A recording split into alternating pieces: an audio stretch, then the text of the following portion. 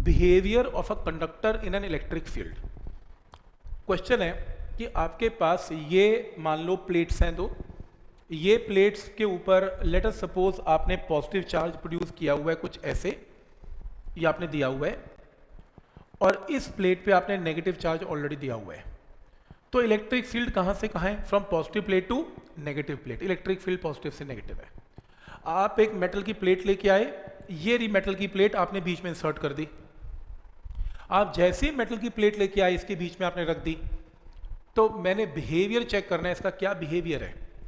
तो ये केस कुछ ऐसा है कि अगर आपके पास, जैसे मैं यहाँ एग्जांपल देता हूँ, लेट अस सपोज ये प्लेट है, ये प्लेट है, इस प्लेट पे आपने पॉजिटिव चार्ज प्रोड्यूस कर दिया, इस पे आपने नेगेटिव चार्ज प्रोड्यूस कर दिया, तो मुझे पता है electric field is from positive to negative. बनाने की जरूरत नहीं है, लाइंस इन लाइन ड्रॉ करके मैं रिप्रेजेंट कर सकता हूँ।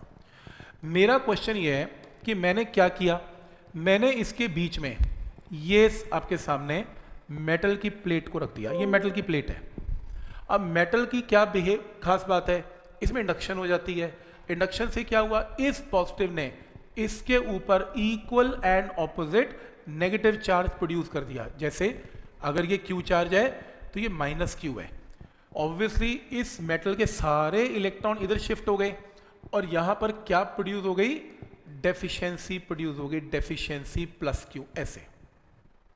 तो इस मेटल के ऊपर इंडक्शन हो गई, इधर के चार्ज माइनस हो गए, इधर के चार्ज प्लस हो गए, और ये तो माइनस क्यू मैंने दिया ही हुआ था, तो प्लस क्यू ने माइनस क्यू जनरेट किया, इस तरफ प्लस क्यू किया, और ये तो माइनस क्यू था ही था। तो इंडक्टर, इस कंडक्टर के अंदर ये क्या है, एक कंडक्टिंग प्लेट है, ये कंडक्टर है। कंडक्टर के अंदर कुछ ऐसा हो गया। अब मैंने ये पूछा किसी से इलेक्ट्रिक फील्ड का क्या हुआ, उसने कहा देखो शुरू में क्या था, सिर्फ ये और ये प्लेट थी, इस प्लेट की वजह से बाहर इलेक्ट्रिक फील्ड था। मैंने पूछा कितना इलेक्ट्रिक फील्ड था, तो एक स्टूडेंट बोला कि यहाँ पर 10 वैल्यू का इलेक्ट्रिक फील्ड था। कहाँ पे था, प्लस प्लेट से नेगेटिव प्लेट था। फिर मैंने कहा बीच में क्या हुआ, उसने कहा बीच में ऐसा हुआ, आपने प्लेट रख दी, जब प्लेट रखी तो यहाँ पॉजिटिव यहाँ नेगेटिव आ गया बाय इंडक्शन। तो मैंने कहा फिर, तो उसने कहा देखो हुआ क्या, इसके अंदर भी इलेक्ट्रिक फील्ड डेवलप हो गया इन ऑपोजिट डायरेक्शन 10 वैल्यू का। 10 वैल्यू का क्यों, क्योंकि जितने चार्जेस इन दोनों के हैं उतने चार्जेस इन दोनों के हैं। तो अगर प्लस और माइनस ने 10 वैल्यू का इलेक्ट्रिक फील्ड जनरेट किया, तो इस प्लस और माइनस ने भी 10 वैल्यू का उल्टा इलेक्ट्रिक फील्ड जनरेट किया। तो एक इलेक्ट्रिक फील्ड तो ओरिजिनल प्लेट से जनरेट किया, एक इलेक्ट्रिक फील्ड कंडक्टर ने अंदर जनरेट किया। पर मैंने ये पूछा कि net value of electric field क्या है, मान लो एक पॉइंट दो, मैंने पूछा यहाँ पे net value of electric field क्या है, तो किसी स्टूडेंट ने ये कहा सर देखो ये जो दो प्लेट्स हैं यहाँ पे इलेक्ट्रिक फील्ड लगा रही है 10 इन राइट डायरेक्शन, क्योंकि इलेक्ट्रिक फील्ड कैलकुलेट करने के लिए हम सुपर पोजिशन प्रिंसिपल यूज करते हैं। तो सुपर पोजिशन प्रिंसिपल क्या कहता है कि जो बाहर की प्लेट्स हैं उन्होंने 10 वैल्यू का सीधा इलेक्ट्रिक फील्ड जनरेट किया टुवर्ड्स राइट, लेकिन इस इंडक्शन इंड्यूस्ड चार्जेस, इन चार्जेस को बोलते हैं इंड्यूस्ड चार्जेस, इंड्यूस्ड चार्जेस ने उल्टा इलेक्ट्रिक फील्ड किया 10, तो नेट इलेक्ट्रिक फील्ड की वैल्यू क्या आ गई मेरे पास कंडक्टर में, 0। तो ये चीज मैंने आपको पहले भी डिस्कस करके बताई थी कि किसी भी कंडक्टर के अंदर ना तो चार्ज होता है ना इलेक्ट्रिक फील्ड होता है, ई तो बिल्कुल ही 0 हो जाता है। और हमने ये चीज गॉस थ्योरम में प्रूव भी की थी। किसी भी शेल के अंदर याद करो नेट ई क्या था, 0। तो इसको ऐसे प्रूव किया जा सकता है बिना गॉस थ्योरम के कि एक फील्ड राइट है, इंड्यूस चार्जेस की वजह से लेफ्ट है, दो वेक्टर राइट और लेफ्ट हो गए और नेट फील्ड क्या हो गया, 0। तो पहली प्रॉपर्टी है कि अगर आप किसी भी कंडक्टर को इलेक्ट्रिक फील्ड के बीच में रखेंगे तो नेट ई की वैल्यू उसके अंदर क्या आएगी, 0 आएगी। ये मैंने क्या लिखा हुआ है, ई एक्सटर्नल। ई एक्सटर्नल का मतलब जो ओरिजिनल प्लेट्स हैं उसने क्या लगाया था, फील्ड ई एक्सटर्नल, ई एक्सटर्नल, और ये पॉजिटिव और नेगेटिव ने क्या लगाया, ई इंड्यूस्ड। ये डायग्राम जिस बुक से लिया गलत बना हुआ है, क्योंकि इंड्यूस्ड चार्जेस अंदर नहीं होते, प्लीज इसको बाहर प्लॉट करें। ये माइनस है और ये प्लस है। मेटल के सरफेस के ऊपर चार्ज होता है, अंदर तो बिल्कुल भी नहीं होता। तो प्लस और माइनस ऐसे ड्रॉ करें, सरफेस के ऊपर ड्रॉ करना है, अंदर बिल्कुल भी ड्रॉ नहीं करना, ठीक है। ई इंड्यूस का मतलब है प्लस और माइनस की वजह से इंड्यूस इलेक्ट्रिक फील्ड, इंड्यूस का मतलब है इंड्यूस चार्जेस की वजह से इलेक्ट्रिक फील्ड, और ये दोनों वैल्यूज एकदम बराबर हैं, तो नेट फील्ड की वैल्यू क्या आएगी यहाँ पर, 0। ये चीज़ तो ओरली आपको वैसे भी पता ही थी कि अगर कोई भी कंडक्टर आप इलेक्ट्रिक फील्ड में रख दें, किसी भी कंडक्टर के अंदर, चाहे वो खाली हो चाहे वो भरा हो, ई तो पक्का ही जीरो होगा, बातें खत्म है। ये प्रॉपर्टी याद रखनी है आपने, ये ऑब्जेक्टिव के अंदर पूछी जा सकती है।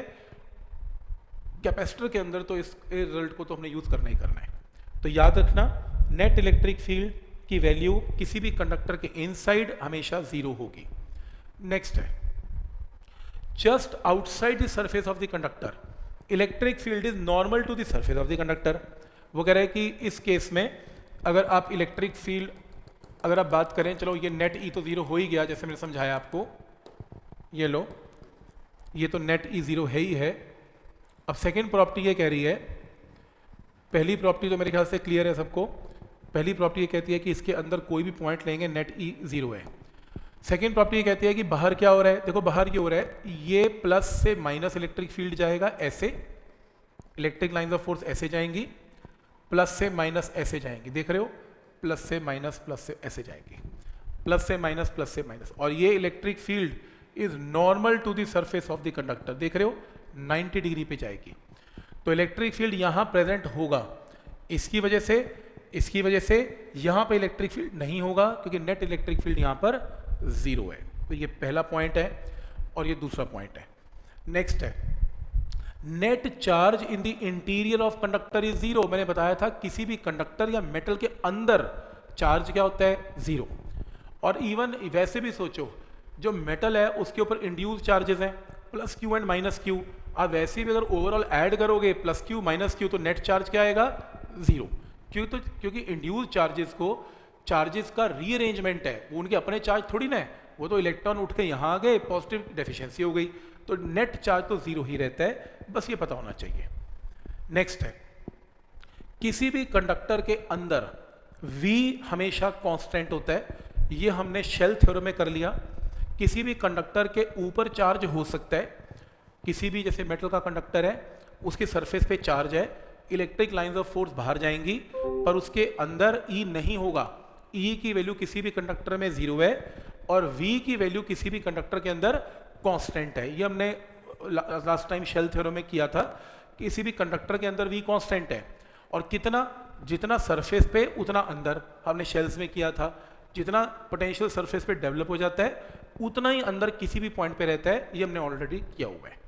नेक्स्ट है, ये हमने किया हुआ है कि अगर कोई आप मेटल का सरफेस लें, याद करो इलेक्ट्रोस्टैटिक प्रेशर में बताया था और मैंने रिजल्ट आपको फॉर्मूला रजिस्टर में भी लिखवाया था कि अगर आपके पास कोई भी मेटल का सरफेस है, उसके ऊपर उसका डेंसिटी सिग्मा है, सिग्मा का मतलब चार्ज एरिया बाई डिस्ट्रीब्यूटेड है, तो कोई भी पॉइंट अगर आप इस सरफेस के पास लें तो E का formula sigma by epsilon naught होता है और n कैप का मतलब है direction which is perpendicular to the surface, कि इलेक्ट्रिक फील्ड की जो डायरेक्शन है वो परपेंडिकुलर टू दी सरफेस जाती है। ये रिजल्ट ऑलरेडी हमने प्रूव भी किया हुआ है गॉस थ्योरम के अंदर और ये रिजल्ट आपने फॉर्मूला रजिस्टर में लिखा भी हुआ है। तो कंडक्टर की प्रॉपर्टी है, ये मैंने बता दिया कि अगर आपके पास एक थिक मेटल का कोई कंडक्टर है, थिक मेटल का मतलब अंदर मेटल ही मेटल है, तो मैंने क्या बताया था, किसी भी थिक मेटल के बाहर चार्ज हो जाता है, अंदर तो होता नहीं। जैसे एक शेल है, शेल बिल्कुल देखने में ऐसा ही तो है और शेल अंदर से खाली है, खाली पोर्शन के अंदर किसी भी मेटल कंडक्टर हो, किसी भी शेप का हो, उसके इनसाइड E हमेशा जीरो होता है और V हमेशा कांस्टेंट होता है। ये हमने शेल के अंदर ऑलरेडी किया हुआ है, तो ये प्रॉपर्टी भी हमें आइडिया है। ठीक, तो ये प्रॉपर्टीज आपको पता होनी चाहिए इस कैपेसिटर के अंदर।